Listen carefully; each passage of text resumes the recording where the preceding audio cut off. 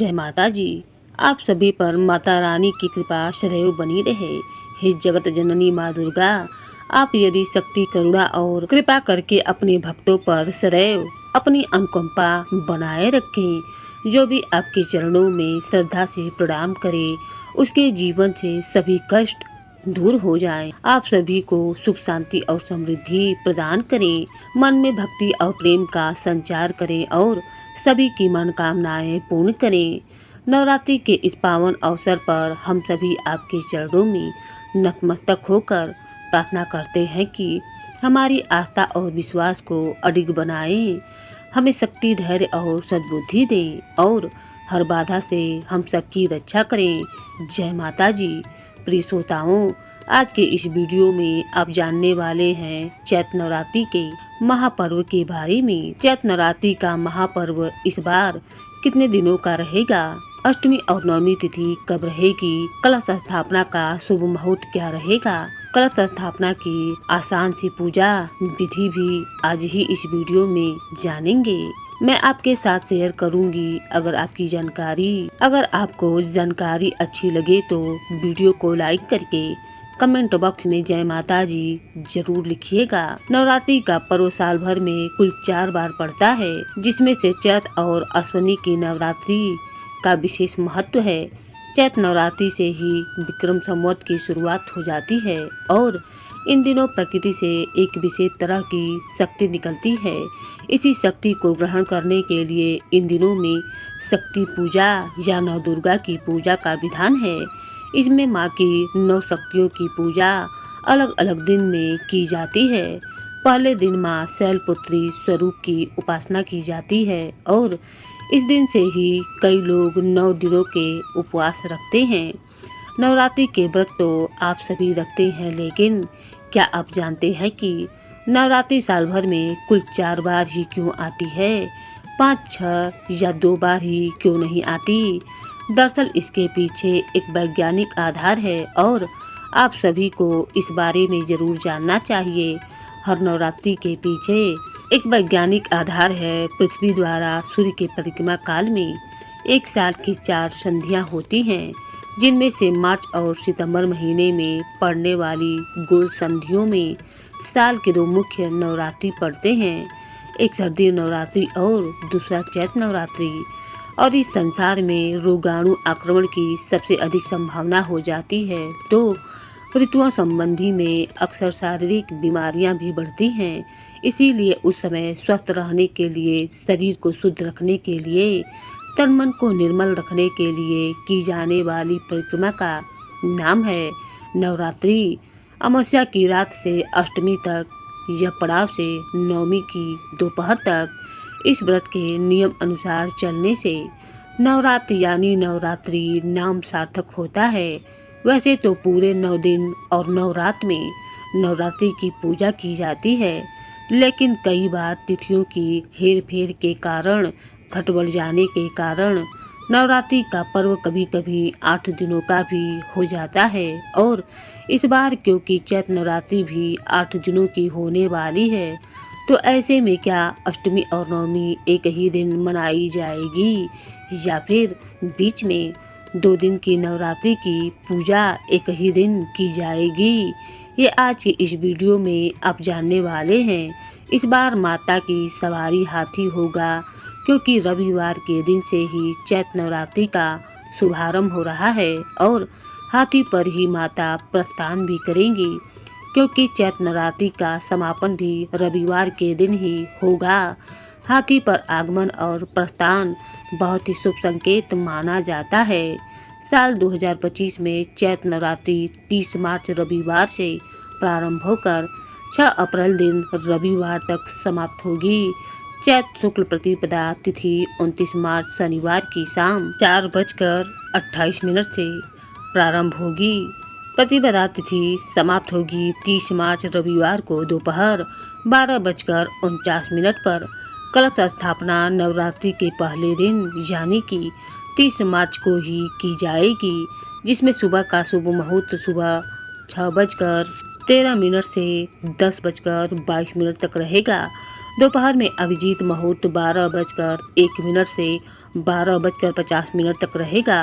तो नवरात्रि का पहला दिन रहेगा 30 मार्च रविवार को, जिस दिन कलश की स्थापना की जाएगी। मां शैलपुत्री की पूजा भी इसी दिन होगी। नवरात्रि का दूसरा और तीसरा दिन इस बार रहने वाला है 31 मार्च सोमवार को, यानी कि दूसरे और तीसरे नवरात्रि की पूजा 31 मार्च सोमवार को ही होगी, जिसमें मां ब्रह्मचारिणी और मां चंद्रघंटा की पूजा की जाएगी। और द्वितीय तिथि प्रारंभ होगी 30 मार्च रविवार को दोपहर 12:50 से।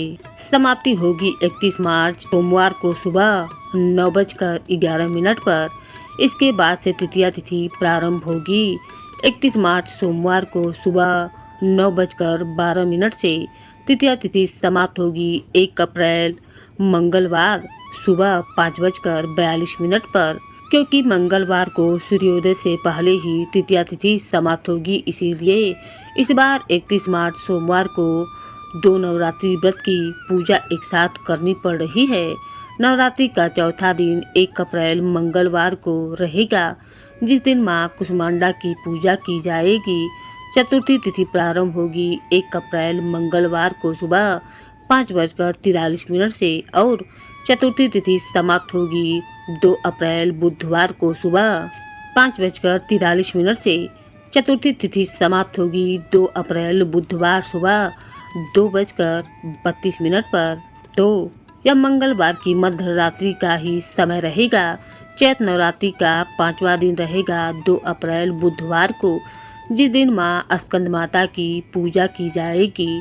पंचमी तिथि प्रारंभ होगी 2 अप्रैल बुधवार को सुबह 2:33 से। पंचमी तिथि समाप्त होगी 2 अप्रैल बुधवार को ही रात 11:49 पर। षष्ठी तिथि में मां कात्यायनी की पूजा की जाएगी और छठा दिन रहेगा 3 अप्रैल गुरुवार को। षष्ठी तिथि प्रारंभ होगी 2 अप्रैल बुधवार रात 11:50 से और षष्ठी तिथि समाप्त होगी 3 अप्रैल गुरुवार रात 9:41 पर। सप्तमी तिथि मां कालरात्रि को समर्पित होती है। तो नवरात्रि का 7वां दिन रहेगा 4 अप्रैल शुक्रवार को। सप्तमी तिथि प्रारंभ होगी 3 अप्रैल गुरुवार रात 9:41 से और सप्तमी तिथि समाप्त होगी 4 अप्रैल शुक्रवार यानी कि रात 8:12 तक। जो लोग नवरात्रि के पूरे उपवास न रहकर केवल पहला और आखिरी उपवास रखते हैं, ऐसे में जिनके घर में अष्टमी को कन्या पूजन किया जाता हो, तो उन्हें सप्तमी को उपवास रखना होगा और सप्तमी तिथि 4 अप्रैल शुक्रवार को ही रहेगी। अष्टमी तिथि में मां महागौरी की पूजा की जाती है। तो नवरात्रि का 8वां दिन रहेगा 5 अप्रैल शनिवार को और अष्टमी तिथि प्रारंभ होगी 4 अप्रैल शुक्रवार की रात 8:12 से। तिथि समाप्त होगी 5 अप्रैल शनिवार शाम 7:26 पर। नवमी तिथि में मां सिद्धदात्री की पूजा की जाती है और 9वां दिन रहेगा 6 अप्रैल दिन रविवार को। नवमी तिथि प्रारंभ होगी 5 अप्रैल शनिवार की शाम 7:27 से। नवमी तिथि समाप्त होगी 6 अप्रैल रविवार की शाम 7:23 पर और दुर्गा अष्टमी रहेगी 5 अप्रैल शनिवार को। रामनवमी यानी दुर्गा नवमी तिथि रहेगी 6 अप्रैल दिन रविवार को। तो जिनके यहाँ अष्टमी को कन्या पूजन होता हो वह 5 अप्रैल को, जिनके यहाँ नवमी पर होता हो तो वह 6 अप्रैल रविवार को कन्या पूजन करेंगे। 10वें दिन कलश विसर्जन किया जाता है और नवरात्रि व्रत का पारण किया जाता है। हालांकि बहुत से लोग अष्टमी तिथि को ही कन्या पूजन करके या नवमी तिथि को ही कन्या पूजन करके व्रत पारण कर लेते हैं और कलश विसर्जन भी कर लेते हैं। तो 10वीं तिथि प्रारंभ होगी 6 अप्रैल शनिवार शाम 7:24 से, जिसकी समाप्ति 7 अप्रैल सोमवार को रात 8 बजे हो जाएगी।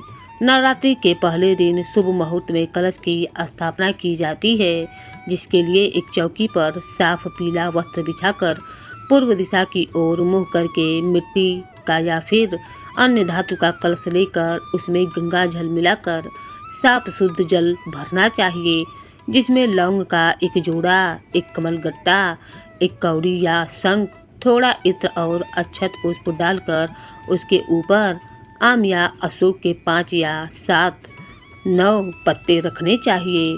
पत्ते साफ सुथरे हों, जिसके ऊपर आपको पानी वाला नारियल रखना चाहिए।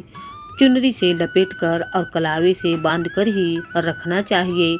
फिर सभी नवग्रहों का और कलश के अंदर वास करने वाले सभी देवी देवताओं का, सभी शुभ शक्तियों का आवाहन करके कलश की पूजा करके आपको माँ भगवती की प्रतिमा या तस्वीर की स्थापना करके नवरात्रि पूजा का शुभारंभ करना चाहिए और फिर पूरे 9 दिनों तक इस कलश की शुद्धता का आपको ध्यान रखना चाहिए। तो यह थी आज की वीडियो। उम्मीद है आपको जानकारी पसंद आई होगी। तो मिलते हैं नवरात्रि के अगले